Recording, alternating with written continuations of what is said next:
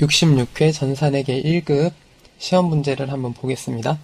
다음 중 주조총회에서 현금 배당이 결의된 당일의 거래 요소 결합 관계로 옳은 것은 하고 물어봤는데요.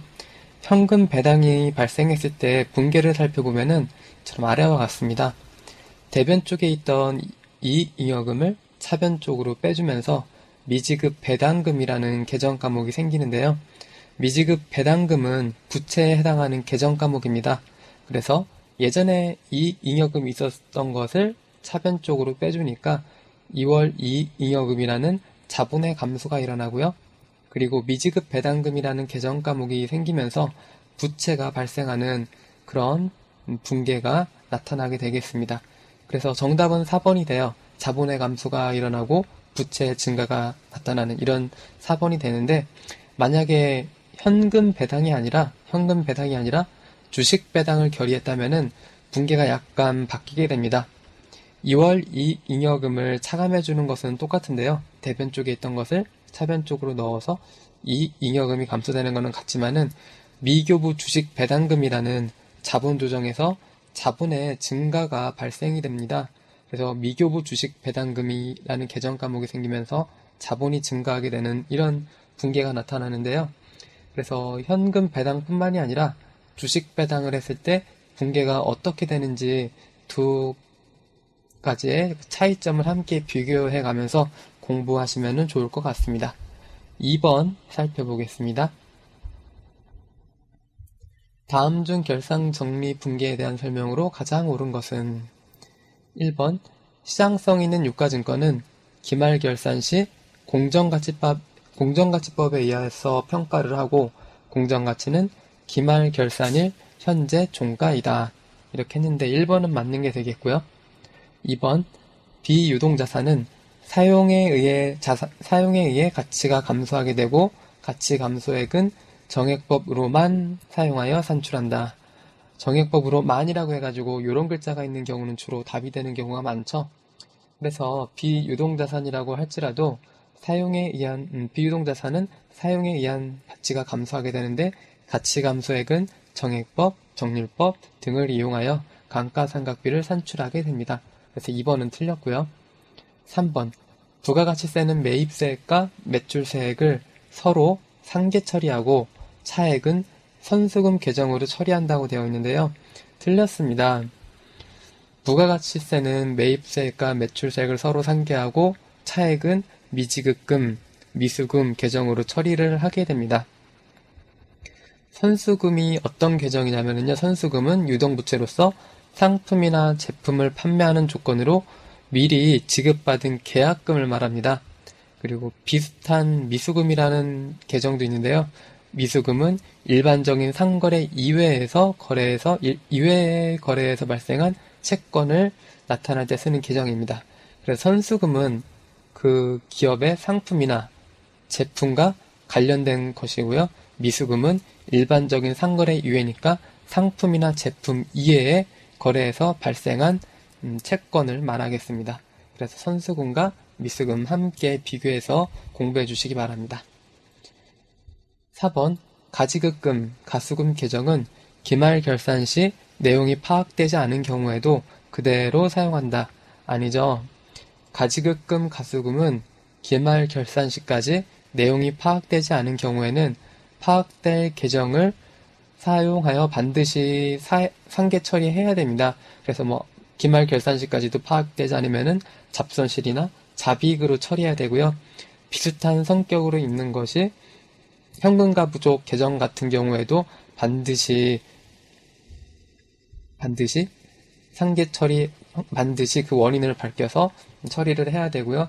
그리고 기말까지 원인이 밝혀지지 않으면 현금과 부족도 잡손실이나 잡이익 등으로 처리해야 됩니다. 3번 문제 보겠습니다. 다음 중 일반적인 재무제표의 계정 과목 분류가 옳지 않은 것은 되어 있습니다. 1번 저장품은 재고자산에 해당하고요. 건설 중인 자산은 투자자산이라고 되어 있는데 건설 중인 자산은 유형자산에 속합니다. 그래서 2번이 틀렸고요. 3번 장기제품 보증 충당 부채라고 적혀져 있죠. 비유동 부채에 속하게 됩니다. 그리고 매도 가능 증권 평가 손익은 기타 포괄 손익 누계액에 속하는데 시험마다 매도 가능 증권 평가액이 어디에 속하는지 물어보는 게 정말 자주 나옵니다. 꼭 정리해 두셔서 공부해 주시기 바랍니다. 저장품이 나머지 매도 가능 증권 평가 손익은 시험에 많이 나오니까는 공부를 하셨을 것 같고요. 건설 중인 자산은 이 문제의 답인 거고, 그리고 장기 제품 보증 충당 부채는 부채라고 적혀 있죠. 저장품은 재고 자산인데 우리가 K랩을 이용해서도 확인해 볼 수가 있어요. 여기서 계정 과목 및 적요 등록에 들어가셔서 저장품을 한번 검색해 보는 겁니다. 컨트롤 F를 눌러서 저장품 검색을 해보시면은 167번대에 저장품이라는 계정 과목이 있는데 재고 자산에 속하죠.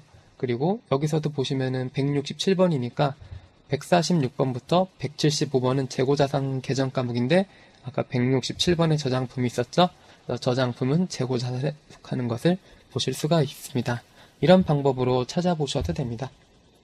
4번 다음 중 회계 정보의 질적 특성인 신뢰성과 직접 관련이 적은 것은, 밑에 정리된 것을 먼저 보겠습니다.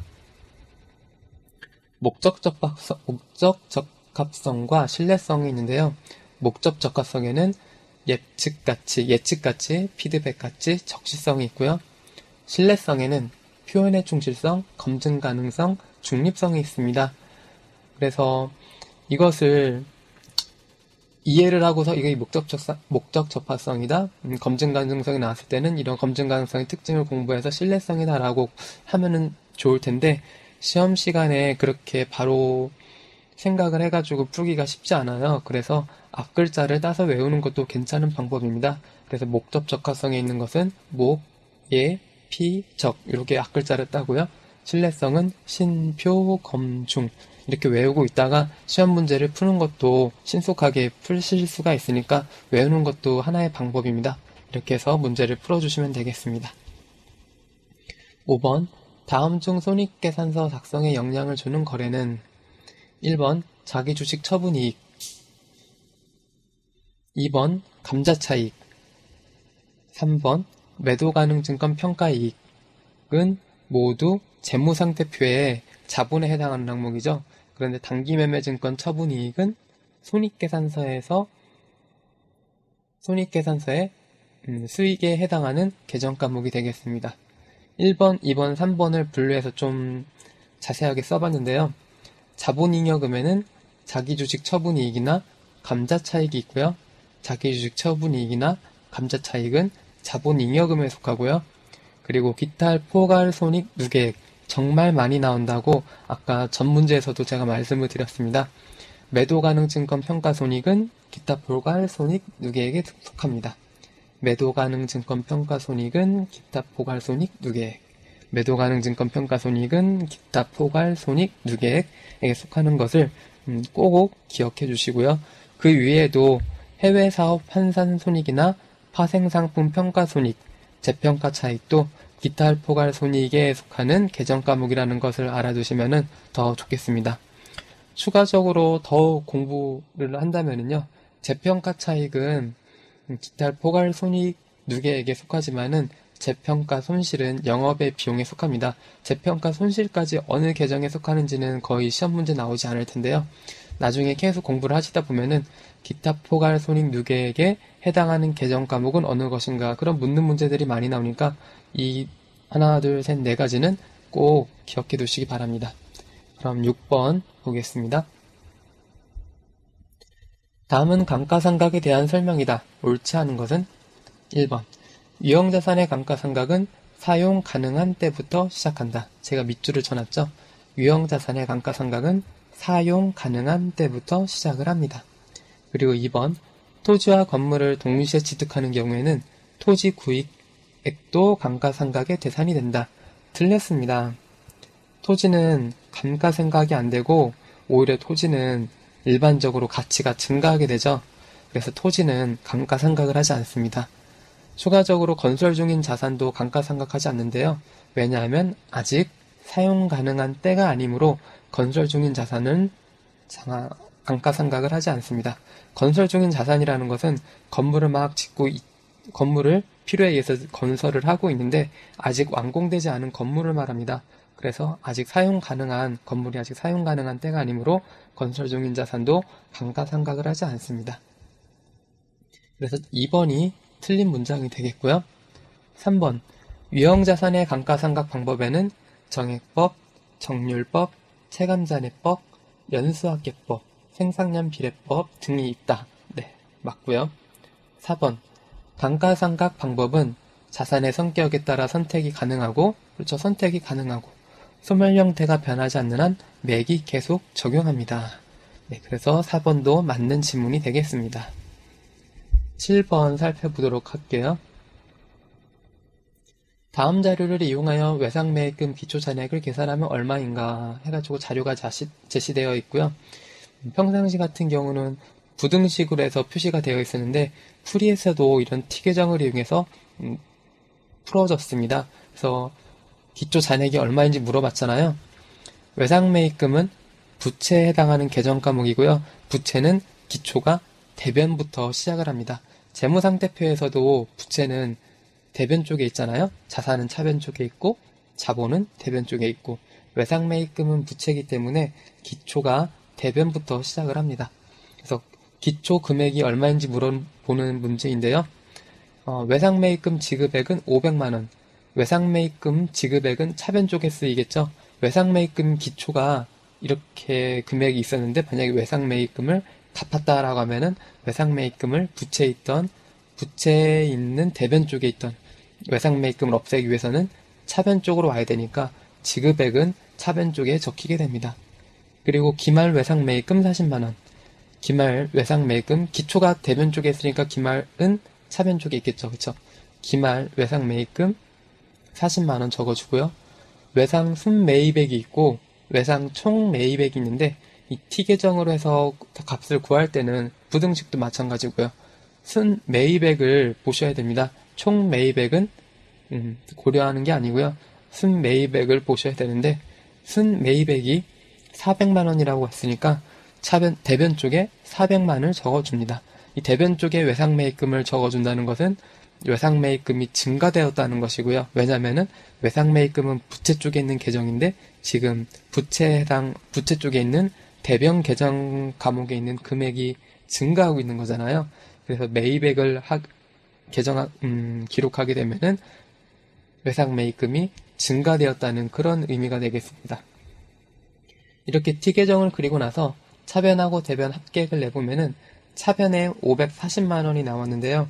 대변에는 아직 요 140만원이 얼마인지 모르니까는 대변에도 540만원이 나와야 되는데 순매입액이 400만원이라고 했으니까 이 차액인 140만원이 기초 외상매입금이구나 하는 것을 알 수가 있습니다. 그래서 이와 같이 T계정을 그리면서 문제를 푸시면은 참 좋을 것 같습니다. 부등식으로 문제를 푸는 책이나 해설이 있는데요. 그렇게 풀게 되면은 한눈에 잘 안 들어오잖아요. 여기 T계정으로 그리면서 시각화하면서 풀면은 훨씬 더 도움이 되겠습니다. 8번 문제 보겠습니다.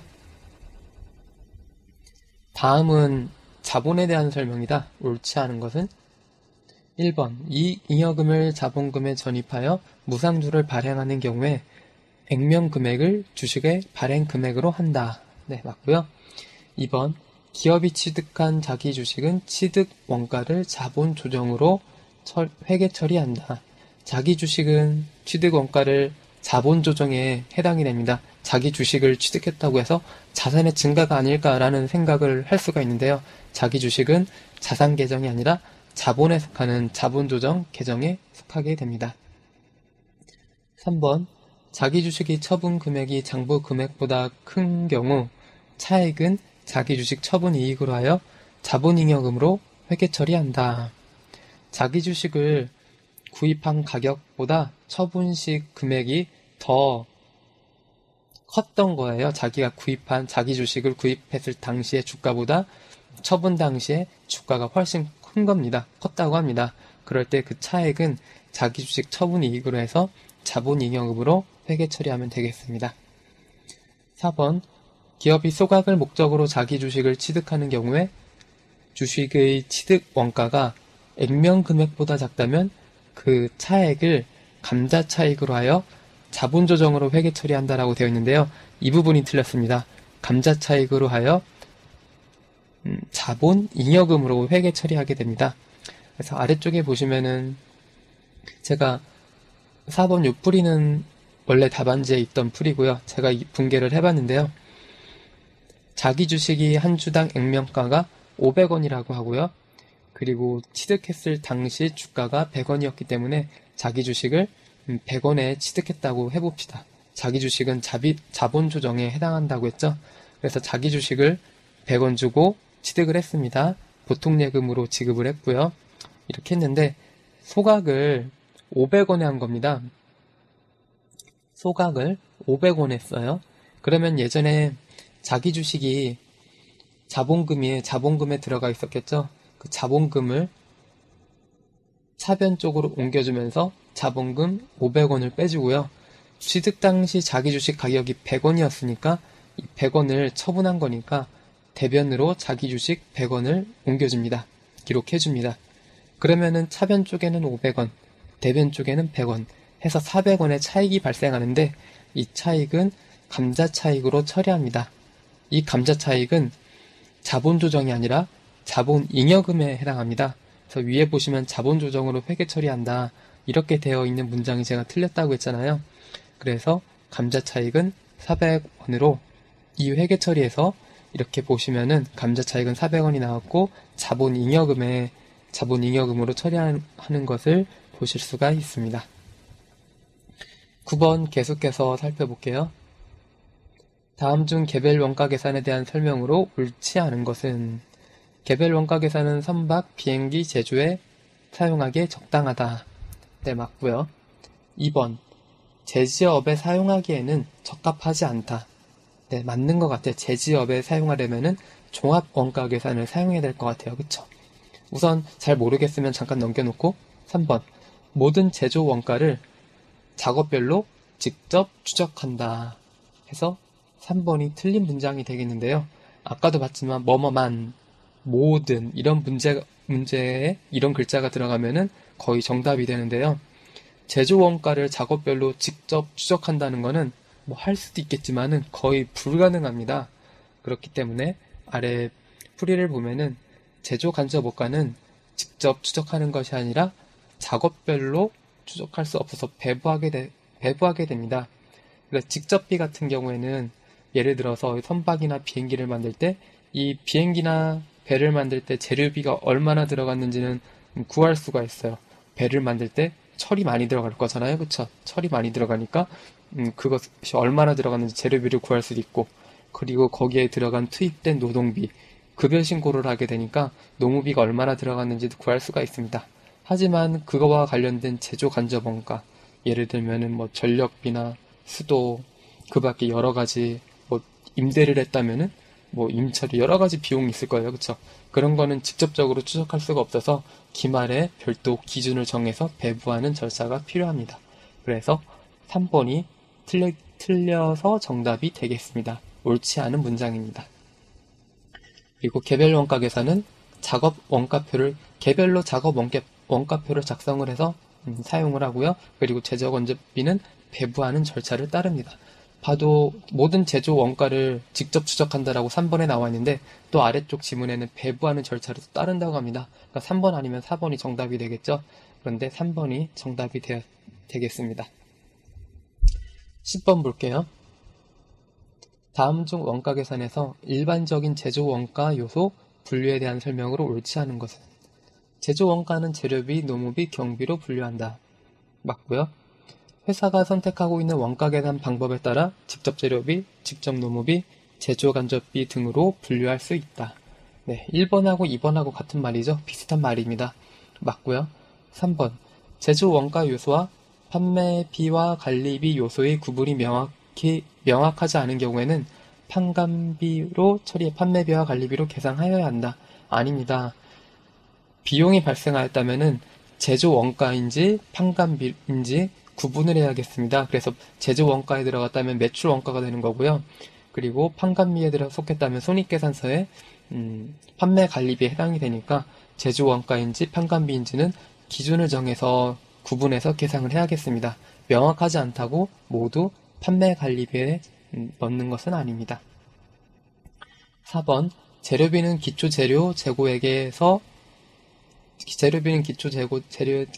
재료 재고액에 단기 재료 매입액을 가산하고요. 그리고 기말 재료 재고액을 차감하면은 단기에 얼마나 재료를 사용했는지 알 수가 있습니다. 다시 한번 읽어볼게요. 기초 재료 재고액에다가 단기 재료 매입액을 더해주고요. 그리고 기말 재료 재고액을 차감하면은 단기에 얼마나 많은 재료가 사용했는지 알 수가 있습니다. 11번 보겠습니다. 제공품 계정을 구성하는 자료가 다음과 같을 경우 단기에 직접 노무비는 얼마인가 하고 물어봤습니다. 그리고 직접 재료비는 만원, 직접 노무비는 가공비의 20%라고 지문으로 주어졌죠. 숫자가 아니라. 그리고 제조간접비는 5만원 이렇게 되어 있는데 가공비라는 것은 직접 노무비와 제조간접비를 합한 금액을 의미합니다. 그래서 아래 보시면은 이렇게 방정식이 있어요. 직접 노무비를 A라고 놨습니다. A라고 놓고요. 그리고 직접 노무비는 가공비의 20%라고 했습니다. 그럼 직접 노무비를 A라고 놨고 가공비의 20%라고 했으니까 직접 노무비가 얼마인지 모르니까 A로 놨고요. 그리고 가공비는 직접 노무비와 제조간접비의 합이라고 했습니다. 직접 노무비 더하기 제조간접비 5만원 주어졌으니까 5만원을 넣고요. 그리고 이거에 20%라고 했으니까 곱하기 0.2를 했습니다. 그래서 직접 노무비를 방정식으로 구했어요. 그래서 직접 노무비는 A로 하고 났으니까 A는 분배 법칙이죠. A 곱하기 0.2는 0.2A 그리고 5만원 곱하기 0.2는 만원이 나옵니다. 그리고 0.2를 반대쪽으로 옮기면은 0.8A가 되면서 이쪽에 대변 쪽에는 오른쪽에는 만원만 남고요. 그리고 만원 나누기 0.8을 없애려면 양변에다가 0.8을 나눠야 되잖아요. 그쵸? 또는 0.8분의 1을 곱하던가 그렇게 해야 되는데 계산기로 만원 나누기 0.8을 하면은 A는 12,500원이라는 것을 알 수가 있습니다. 그래서 직접 노무비는 가공비의 20%라고 했는데 직접 노무비가 12,500원이고요. 12,500원 더하기 5만원 곱하기 0.1을 하면은 바로 직접 노무비에 해당하는 금액이 나옵니다. 그렇게 해서 2번이 정답이 되겠습니다. 12번 종합 원가 계산하에서는 원가 흐름 또는 물량 흐름의 가정에 따라 완성품 환상량이 다르게 계산된다. 다음 중 선입선출법을 적용하는 경우에 대한 설명으로 옳지 않은 것은 개별 원가 계산, 종합 원가 계산, 각 원가 계산의 특징들이 시험에 정말 자주 많이 나옵니다. 정말 자주 많이 나와요. 한번 읽어볼게요. 1번 선입선출법을 적용한다고 했습니다. 전기와 단기 발생 원가를 구분하지 않고 모두 단기 발생 원가로 가정하여 계산을 한다라고 해서 1번이 틀린 문제인데요. 풀이를 바로 읽어볼게요. 전기와 단기 발생 원가를 구분하지 않고 모두 단기 발생 원가로 가정하여 계산하는 것은 평균법에 해당을 합니다. 제가 추가적으로 풀이를 달아놨는데요. 즉 선입선출법으로 원가를 배부할 때 전기에 발생한 기초 제공품 원가는 단기의 완성품 원가에 모두 배부를 합니다.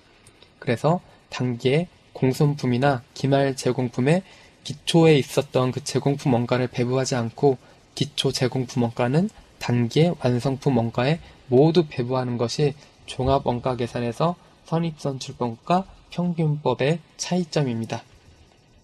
그래서 1번이 틀렸습니다. 2번 기초 제공품이 없는 경우에는 제조 원가는 평균법과 동일하게 계산이 된다. 네, 맞죠? 기초 제공품이 없으니까 여기 보시면 기초 제공품이 없으니까 모두 평균법하고 똑같이 배부를 하게 됩니다. 그래서 2번은 맞는 것이 되겠습니다. 그리고 3번 완성품 환상량은 단기 작업량을 의미하고요.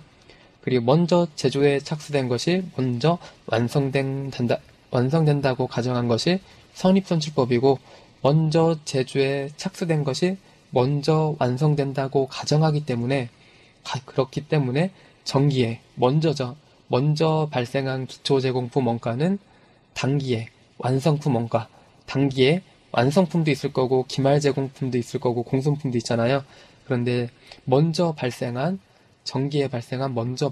기초제공품 원가는 선입선출법이 있기 때문에 단기에 완성품에다가 모두 배부를 하는 거고, 단기에 추가적으로 투입된 원가는 원가만 기말제공품이나 공손품에 배부를 하게 되는 거죠. 그래서 이 특징에 대해서 함께 알아두시는 게 좋을 것 같아요. 이 평균법과 선입선출법의 차이점에 대해서 알아두시기 바랍니다. 13번 보겠습니다. 다음 중 부가가치세 신고납세지에 대한 설명으로 가장 적절하지 않은 것은 1번 부가가치세는 원칙상으로 사업장마다, 맞죠? 사업장마다 신고 납부해야 됩니다. 사업장이 여러 개일 때는 여러 개의 사업장마다 신고 납부하는 것이 원칙이라고 했습니다. 그쵸? 원칙이라고 했습니다. 그런데 그렇게 하지 않을 수도 있어요. 그렇게 하지 않으려면 신고를 해야 되는데, 다음 문제 계속 읽어볼게요. 재화 또는 용역의 공급이 이루어지는 장소, 즉 사업장을 기준으로 해서 납세지를 정하고 있습니다. 그래서 사업장마다 신고 납부를 해야 됩니다. 그리고 2개 이상의 사업장이 있는 경우에는 신청 없이 주된 사업장에서 총괄 납부할 수가 없죠. 신청을 해야 됩니다. 신청을 해야지 총괄 납부를 할 수 있는 거지, 신청하지 않고 어떨 때는 사업장이 여러 개일 때, 어떨 때는 A라는 사업장에서 한꺼번에 다른 사업장까지 모두 납부했다가 또 다음 분기에는 또 한꺼번에 납부하지 않고 또 여러 사업장에서 중간에 또 납부를 했다가, 또 이렇게 하게 되면은 국가에서 잘 이렇게 체계적으로 관리할 수가 없을 거 아니에요. 그쵸? 어떨 때는 한 개 사업장에서 부가가치세를 전부 다 줬다가 어떨 때는 안 줬다가 하면은 이게 혼란스러우니까는 이것을 신청을 해야 됩니다. 신청을 해야지 총괄 납부할 수가 있습니다. 4번 사업자 단위 과세제도, 과세사업자는 사업자 등록도 본점 등의 등록번호로 단일화하고 세금계산서도 하나의 사업자 번호로 발급한다 라고 되어 있어서 맞는 게 되겠습니다. 사업장마다 해야 되는데 그 사업장의 사업자가 한 명일 수가 있잖아요. 한 명의 사업자가 여러 개의 사업장이 있을 때 그 사업장을 기준으로 하지 않고 사업자 단위 과세 사업자라고 해서, 나는 사업장은 여러 개지만은 내가 다 관리하는 사업자니까 내가 한꺼번에 하나의 사업자 등록번호로 단일화하고 세금계산서도 하나로 발급하겠다. 그리고 신고도 내가 한 군데서 모두 하겠다. 이렇게 하는 거죠. 그래서 사업자 단위 과세라는 것이 있습니다. 그래서 4번도 맞는 지문이 되겠습니다. 14번 볼게요. 다음 자료에 의하여 계산 시 부가가치세법상 일반 과세자의 부가가치세 과세표준은 얼마인가? 부가가치세 과세표준은 총 매출액에서 매출 애누리액을 빼야 되고요. 판매 장려금이 있다고 해서 이것을 차감하면 안 됩니다. 가산하는 것도 아니고요. 차감하는 것도 아닙니다. 이 문제에서는. 그러면은 총 매출액에서 매출 애누리에 해당하는 금액만 차감하면 되니까 정답은 2번이 되겠습니다. 한번 읽어볼게요. 매출 애누리는 과세표준에서 차감하는 항목이고 판매 장려금은 과세표준에서 공제하지 않는 금액이다 라고 했습니다. 총 매출액에서 200만원을 차감하고 공제하지 않으니까 빼는 것도 아니고요. 더하는 것도 아닙니다. 그냥 1000만원에서 200만원만 뺀 800만원이 정답이 되겠습니다. 3번 부가가치세법상 사업자 등록에 대한 설명으로 틀린 것은 1번 사업자는 사업 개시일로부터 20일 이내에 사업장 관할 세무서장에게 사업자 등록을 신청하여야 한다. 맞고요. 2번 사업자 등록의 신청은 사업장 관할 세무서장이 아닌 다른 관할 세무서장에게도 신청할 수 있고요. 3번 신규로 사업을 시작하려는 자는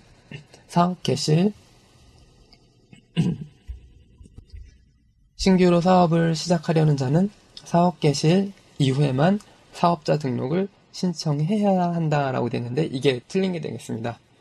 사업자는 사업장마다 대통령령으로 정하는 바에 따라 사업개시로부터 20일 이내에 하기만 하면 됩니다. 그래서 사업장 관할 세무서장에게 사업자 등록을 신청하여야 한다라고 되어 있고요.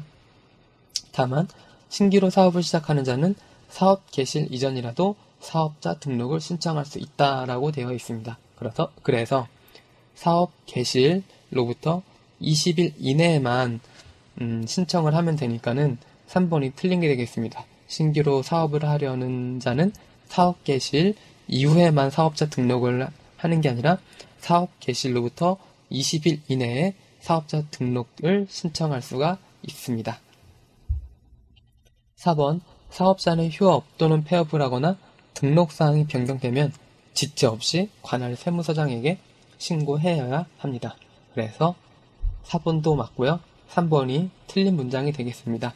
이 3번에 이 풀이에 해당하는 문장이 정말 많이 나옵니다. 그러니까 계속 읽어보시면서 다음에 또 나왔을 때 틀리지 않도록 그렇게 공부를 해두시기 바랍니다. 사업자는 사업장마다 대통령령으로 정하는 바에 따라 사업 개시일로부터 20일 이내에 사업장 관할 세무서장에게 사업자 등록을 신청하면 되겠습니다.